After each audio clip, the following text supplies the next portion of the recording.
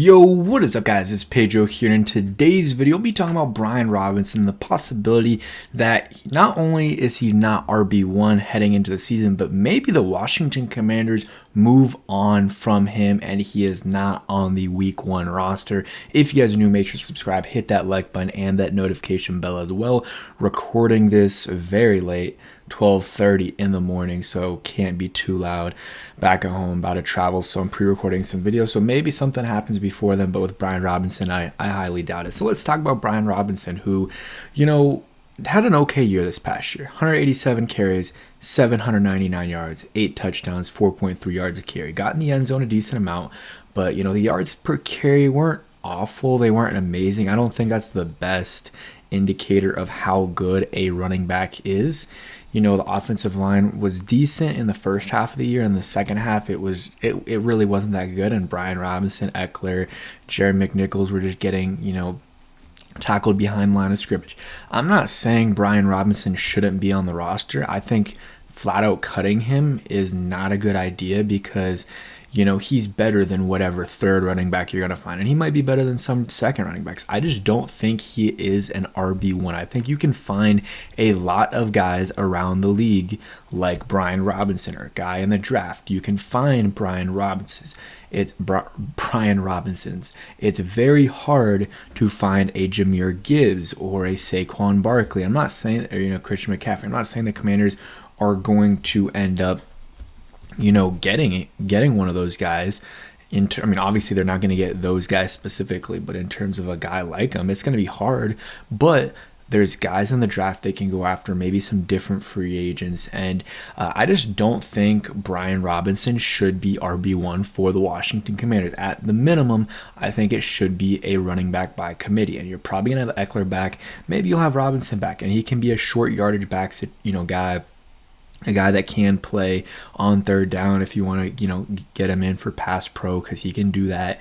Maybe you need him in, he can catch the football as well. I think something he didn't really do this past year was catch the football, and I think that's, partly because of, Austin Eckler. But he, the year before he did really well catching the football. But let's go over a couple things. We'll get into this in a second. And this is something that has flown under the radar, but if you watch the mic up, it was Zach Ertz mic'd up. I don't remember when it was. I guess it was the Lions one, but basically he, Zach Ertz was complimenting, Brian Robinson, and maybe I'm reading into too much, but basically it seemed like Robinson was pretty frustrated about his usage on the team and how, he's like, this is what happens when you give me the ball. Like, someone like me, a dog like me, needs to be fed. And, number 8 wasn't getting fed. That's what he was saying. And here's the thing. That's fine. And he can feel that type of way because, he's an NFL player. And in that game, he did really well, at least after the miss play and the fourth down call with Mariota. But he had a good game in that game. But here's the thing. That he might, at the end of the day, it's not really his decision in terms of, how many carries he's going to get and, if he's upset with it or not. He's going to have to deal with it. Like, it's his decision if he's going to be upset about it. But in terms of, how many carries they're going to give him, that's up to the coaches. And if they bring in another running back, whether it's a first round guy, whether it's a second round guy, or a third round guy, or they sign someone in free agency, there's some guys available: J.K. Dobbins, Najee Harris, Aaron Jones. There's guys available, Rico Dowdle. Not amazing guys, but there's guys available. If they bring in any of those guys or draft a guy like I said, there's going to be less carries for Brian Robinson, especially with Austin Eckler likely coming back as well. So is he going to be okay with that? He probably believes he's an RB1. So is he going to be okay with that? Is he going to, demand a trade? Is he going to demand a release? I don't know. I don't think the Commanders can get much for him in a trade. I really don't. And at that point, if you can't get anything for him in a trade, I would just keep him. Keep him as the RB2 or the RB3. And, if they're winning, yeah, you would like to be contributing more than you are, but I think he'll be fine contributing, even if it's only 4 or 5 carries a game. I think Brian Robinson, he's a good guy. He's been through a lot here in DC, usually has a really, really good mindset. So For me, I'm not saying they shouldn't have him on the roster, but because of this, because of their, you know, I don't know, this regime seems to want to move on from anything Ron Rivera related. And Brian Robinson, whether you like it or not, is a Ron Rivera pick. They, stayed with, they extended Sam Cosmi, but there's a reason for that. He was a stud. And Brian Robinson hasn't shown he is a full-on stud yet. He's had good moments, but he hasn't been an absolute beast every, season. And he hasn't shown it for a full season. So I could see them wanting to move on, wanting to get their own running back. Adam Peters is going to, might want to get his own running back and help out Jaden Daniels. So that's why and they might want to completely move on. That's why I'm saying I wouldn't be absolutely surprised if he wasn't on the roster week 1. Whether that is a release, which wouldn't be the biggest fan of, but it does happen with running backs. We remember, 2020 with Adrian Peterson? He got released. I didn't think that was going to happen, but, he got released.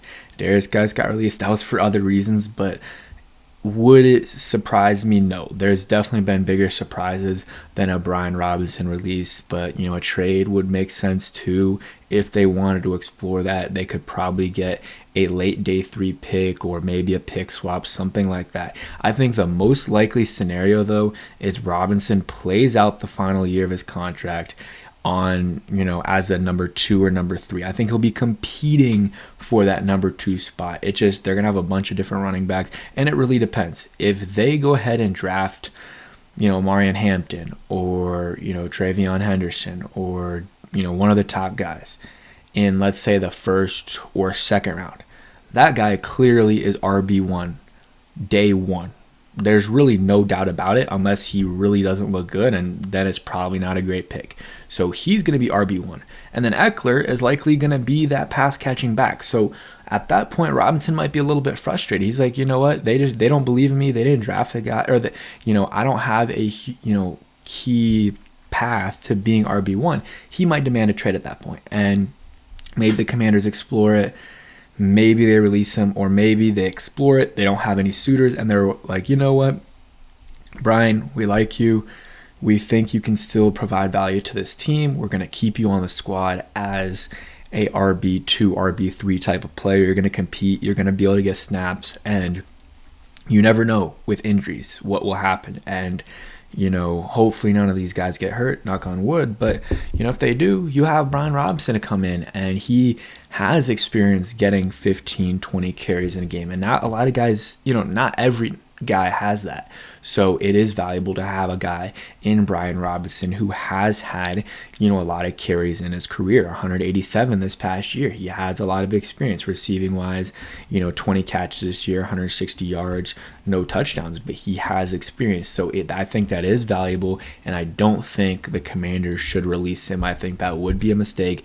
And, I think it's a slight chance. What I would say is 50% chance of Brian Robinson being, or we'll go 65% chance of Brian Robinson, being back with the squad and being an RB2, RB3 player.